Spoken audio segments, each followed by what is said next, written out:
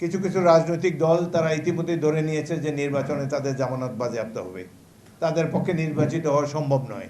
সুতরাং এই নির্বাচনকে বিলম্বিত করার জন্যেই তারা পিআর সিস্টেমের কথা, ভারতে আশ্রয় নিয়ে এই মাফিয়া নেত্রী শেখ হাসিনা এই দেশকে লণ্ডভণ্ড করার জন্যে, নির্বাচন বানচাল করার জন্য অনেক সহিংস ঘটনার অবতারণা করবেন। আমরা দল মত নির্বিশেষে দেশবাসী সবাই মিলে ঐক্যবদ্ধভাবে এই মাফিয়াদের নাশকতামূলক কর্মকাণ্ডকে প্রতিহত করব।